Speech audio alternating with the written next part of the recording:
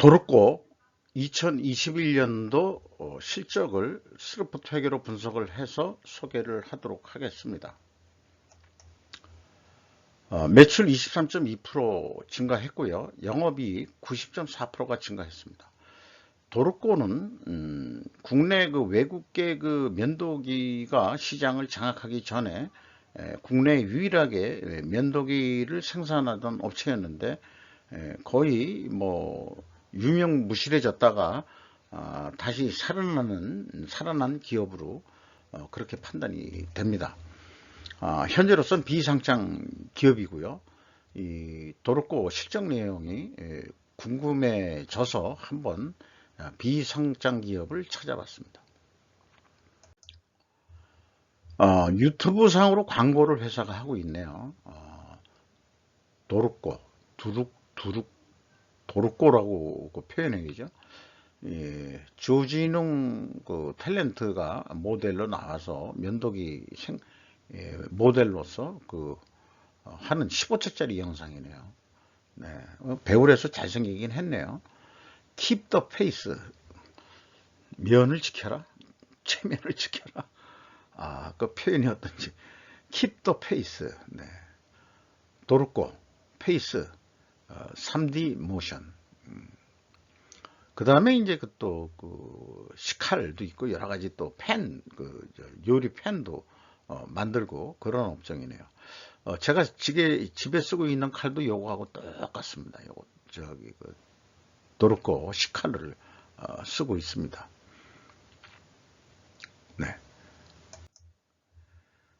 매출은 2,929억 원, 그러니까 2,930억 원을 달성해서 전년보다 23.2% 증가했고, 매출에 비례하는 매출 재료비는 15.5%가 증가를 했습니다. 그러니까 당연히 이익이 남겠죠. 스루풋은 27.9% 증가했고요. 스루풋율은 2.4% 상승했습니다. 마진율이 올랐던 얘기죠. 남들 지금 상장 기업 중에서 대부분 수루풋율이 마이너스로 나오는, 분석을 하면 할수록 마이너스로 나오는 데가 많은데, 도르코 팬데믹 코로나 현상 속에서도 꾸준히 매출이 증가하고 있습니다. 저는 남자에게 면도기는 없어서 안 될 것이고요. 또 외국제보다는 싸기 때문에 저도 도르코를 좀 쓰고 있습니다.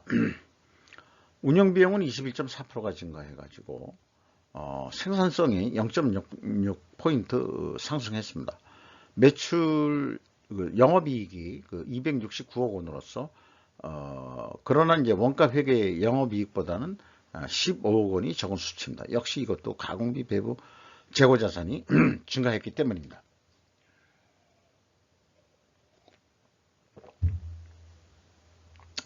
네 건을 연속해서 녹음하려니까 이게 칼칼해지네요. 재고자산 내역을 보면은 3년치만 비교를 했습니다. 29억 원 가공비 배부 재고자산이 증가했습니다. 이게 이제 원가회계 영업이익보다 스루풋 영업이익이 적게 나오는 원인이 되겠습니다. 재고자산은 비상장 기업 재무상태표 유동자산에서 크게 당자자산과 재고자산으로 분류한다. 그만큼 제조업에서 재고자산이 아주 중요한 것임을 새삼 느끼게 합니다. 비상장 회사 재무상태 보면은요, 유동자산의 크게 유동자산을 두 가지로 분류하는데, 당자자산, 현금으로 해가지고 왔다 갔다 하는 거. 그 다음에 이제 두 번째가 이제 재고자산. 이 두 가지입니다. 두 가지. 때문에 제조업은 재고자산이 핵심이라고 볼 수 있겠어요. 그리고 평가 손실 작업은 제품에만 좀 하고 있네요. 이것도 안 하는 게, 제 개인적으로는 안 하는 게 바람직하다고 생각을 합니다. 비용의 성격적 분류 내용은 비성분이 비상장 기업이라서 그런지 연간사업보고서에서도 비성분 내역이 없습니다. 그러면은 총 제조 비용을 좀 산출하기가 꼭 어렵거든요. 이 경우에 이제 어떤 방법을 제가 쓰냐 그러면은 가공비를 50%로 가정을 합니다. 일반적으로 조립산업의 표준적인 가공 비율이 한 50% 정도 되거든요. 물론 그 50% 이하일 수도 있고 50% 이상일 수도 있지만은 소재가 그 면도기 만들고 식칼 만들고 뭐 이러는 그 과정에서 소재 가격이 그렇게 높게는 안 들어갈 거예요. 오히려 이제 그 아마 그 이런 그 면도기 만들고 그 다음에 식칼 만들고 프라이팬 만들고 뭐 하는 거는 손이 좀 많이 갈 겁니다 아마. 그러니까 한 50%를 그 합리적인 가공비라고 일단 가정을 하고 이걸 모두 역산으로 풀이해낸 수치가 되겠습니다. 그래서 이제 개인적인 거는 대문에 도르코 광곡성까지 소개한 성의를 봐서라도 회사 공장 개념 기회를 가질 수 없을까? 왜 그러면 이제 공정을 좀 보고 싶은 거거든요. 공정을. 공정을 봐서 이 공정에 따라서 가공 비율이 얼마쯤 들어갈 것 같다 하는 거를 이제 좀 감을 잡을 수 있는 거거든요. 솔직히 그 어떤 그 전문가들은 저는 아직까지 그런 수준은 못 됩니다만 공장 정문에 들어가면서 벌써 그 공장의 분위기를 읽는다고 그러더라고요. 그래가지고 일일이 구체적으로 쭉 생산 현장을 안 둘러보더라도 물론 이제 둘러봅니다만 저도 그 ISO 심사원을 좀 해봐가지고 여러 공장들을 좀 방문을 해봤는데 아직까지 제가 그런 그 수준은 안 되고요. 네. 여러 그 업종을 좀 다녀봐야 됩니다. 다녀봐가지고 공장을 보서 척 보면 앱니다 하는 선까지 돼야 이 좀 가공 비율이 어느 정도 들어가겠구나 라는 것도 좀 감을 잡을 수 있을 것 같아요. 네. 그 직원 수도 지금 현재 모르죠. 감사 보고서 가지고 지금 이걸 제가 뽑은 거거든요. 저건 어쨌든 그럼에도 불구하고 스루풋으로 접근을 조금 한 겁니다. 50%는 가정 하나라고 가지고 출발한 거죠. 가공비가. 그래서 그 재고자산 회계 투명성은 그 현금 흐름표에만 그 의미가 있습니다. 어, 그런데 이 재고자산 평가 손실액을 가감해 주면은 2020년도는 일치하는데 2021년도는 그 8,400만 원이 차이가 계속 났거든요. 근데 그 현금 흐름표상에 보면은 그 비현금 조정액 내역이 없어가지고 이게 없다고 한 건데 그 재고자산 명세를 통해 평가 손실 8,400만 원이 그 산출이 됩니다. 아까 그 앞에서 돌아가 보시면은 재고자산 명세에 그 제품 평가 손실 금액 이 기말에서 기초를 빼면은 8,400만 원이 나옵니다. 이런 게 틀리고서도 어떻게 감사 보고서를 낼 수 있는지 회계법인이 좀 의아합니다. 의아해요. 참 그러니까 이제 뭐 다 완벽할 수는 없죠. 완벽할 수는 없다 하더라도 그래도 어떻게 현금을 맞췄지? 그런 게 좀 이상한 거예요. 그런 게 현금 흐름표가 맞아야 이게 맞아야 다른 것도 현금 흐름표가 옳다, 바르다 이렇게 얘기하는데 현금은 무조건 맞아야 되거든요. 다른 거 말고 현금 시제부터 그래서 감사할 때는 그 현금 시제부터 우선 확인하는 겁니다. 여기서 현금 시제는 이 금고에 들어가 있는 현금 뭐 이렇게 그 세고 뭐 그런 게 실사가 아니고 현금성 자산이니까 은행의 통장 뭐 이런 거를 그것도 직원들 시켜서 하는 게 아니고 직접 가서 잔액증명서 다 떼야 됩니다. 다 떼어가지고 확인해 봐야 되는 거죠. 그럼 분명히 뭐가 이거 잘못된 건 나올 거예요. 뭐 그 정도 수준이라는 거 좀 말씀드리고 WCA 회전율과 스루풋율이 역방향 흐르면 재고자산 매출원가 분식회계 개연성 가정을 세웁니다. 이게 역방향입니다. 회전율 떨어졌는데 스루풋율은 올랐다. 판매 가격은 올랐을 것이다. 그래도 원재료 가격도 상승했을 것이다. 그런데 비상장 기업은 원재료 가격 추이라든지 판매 가격 추이 같은 건 공시 의무가 없거든요. 그러니까 그렇게 추론을 해보는 거죠. 이게 정당화되려고 그러면은 원재료 가격이 상승하고 판매 가격도 상승했을 것이다라고. 감사보고서 주석으로는 입증 데이터를 구할 수 없다는 게 문제죠. 그리고 임팩트 미래가치는 17.6% 증가했고요. 수금 속도 느려졌고요. 그 다음에 매입 채무 지급 속도도 느려졌습니다. 이건 바람직하지 않은 현상입니다. 장부 가격이 41만 원대나 크게 높습니다. 액면 가격이 5천 원인데요. 만약 이 기업이 뭐 상장할 의지가 있다. 뭐 굳이 상장을 안 해도 먹고 사는데 뭐 지장이 없는데 굳이 뭐 상장을 해가지고 알짜배기 회사들은 대부분 상장할 의욕이 없죠. 의욕이 없는데 지금 이 비상장 상태에서도 뭐 외국의 지사도 지금 많이 가지고 있고 수출을 해야 되니까 그런 상태에서 상장할 어떤 그 모티브는 지금 현재 찾기는 좀 어려울 것 같습니다. 대거 무슨 자본을 필요로 하는 사업을 한다든지 그러기 전에는. 근데 면도기 생산하면서 뭐 그런 일은 좀 없지 않을까 그렇게 생각해요. 99만 주가 현재 이제 그 발행 주식인데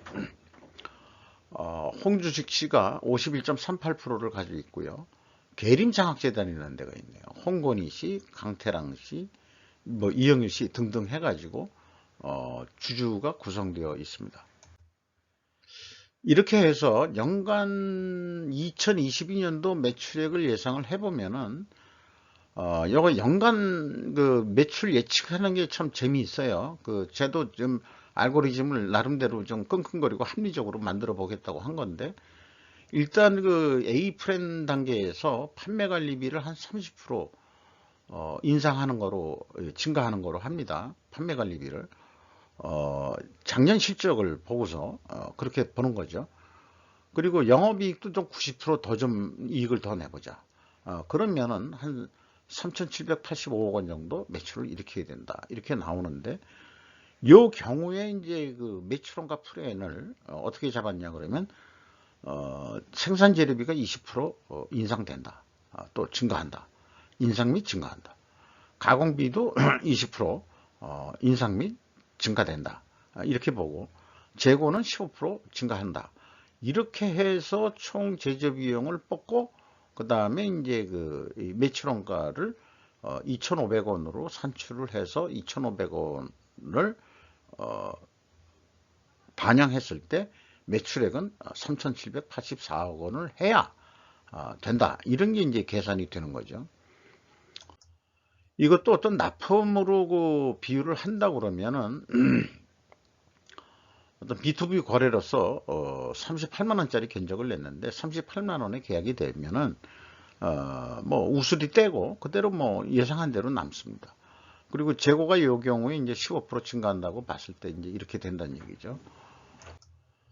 스루풋으로서 스루풋 개념으로서 이제 계획을 세울 때 이 비선형 함수라고는 되어 있습니다만은 스루풋률이나 그 재고 회전율을 그대로 갈 때는 그냥 선형 함수로 변할 수밖에 없는 거죠. 그래도 그 3,800억 정도 나옵니다. 또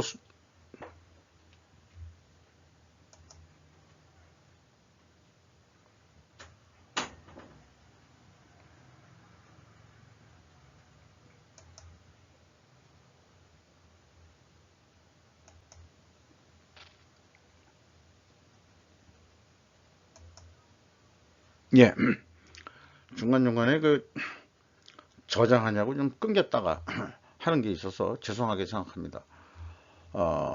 다시 진행을 하면은 이 B 프랭, A 프랭까지는 얘기를 한 것 같고요. C 프랭은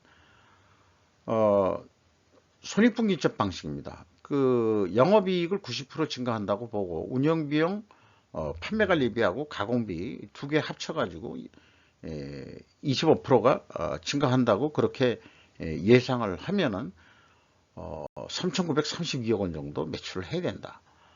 이런 나오게 됩니다. 이런 목표 금액이. 이거에 의해서 B2B 거래로서 제안을 뭐 39만 6,900원짜리 견적서를 냈는데 이 경우에 그 매출 재료 비율을 좀 낮추었다는 얘기는 판매 가격을 더 올리는 거로 해가지고 그래서 수루풋률이 그 66%로 증가하는 거로 그렇게 제안서를 냈는데 현실은 그 원가 회계가 지배하는 세상이다 보니까 계약이 38만 원이 됐다. 그러면은 이제 한 그 6만 원 돈 남는 거로 했는데 한 4만 4천 원뿐이 남지가 않는다. 이렇게 이제 그 예상이 됩니다. 그러면은 그 스루프상으로는 뭘 더 해야 될 거냐? 그러면은 역시 그 가격을 낮췄으니까 판매량을 더 해야 된다. 그래서 재고 회전율을 15.2회전까지 그 4.5% 증분시키는데 성공을 한다면은 매출은 다시 100만 원으로 환원해서 얘기하면은 4천억 정도 매출을 일으킬 수 있어 가지고 영업이익이 572원까지 낼 수 있을 것이다. 이렇게 예상을 해보는 게임을 해봤습니다. 오늘도 내일도 저는 재고 회전율을 올려라. 가공비 배부 재고 자산 회전율을. 이것이 끊임없는 제 메시지입니다. 똑같은 거를 계속해서 반복해서 저도 어떻게 생각하면 이거 세뇌 공작인가요? 제조업은 오늘도 내일도 유통업도 그렇고 재고 회전율을 올려라. 그게 로지스틱. 미국이 지금 하는 것도 뭐 공장을 글로 끌어들인다 뭔다 하지만은 다 물류비나 이 재고 회전율 이거하고 무관한 게 아닙니다. 그 공급사슬이라는 게 그런 측면으로 봐는 광의적인 이런 그 재고 회전율을 그 증가시키는 데는 여러 가지 이 방법론이 현재 나오고 있는 거죠. 지금 미국이 이 자국 이기주의라고 하는데 뭐 그런 어떤 정치적인 용어 말고 그러면 그 미국 사람들이 그 미국이 왜 그러냐 그러면 지들도 이제 돈 좀 싸게 그 중국한테 물건 사는 게 아니고 지들이 만들어서 지들이 돈 벌어보겠다. 그러니까 공장을 미국에 다 끌어모으고 있는 거죠. 그러니까 이제 그 재고 관리를 더 효율적으로 해보겠다는 얘기예요. 재고 관리를. 저는 그렇게 해석을 합니다. 이런 면을 또 확대해서 좀 뭐 얘기해 볼 기회가 있을 거라고 생각을 합니다. 이상 도르코 2021년도 실적을 스루프트 회계로 분석을 해서 올해 얼마 정도 매출을 할 수 있겠느냐를 예측해 보는 게임을 했습니다. 도르코가 4천억을 달성하는 회사가 되시기를 바랍니다. 감사합니다.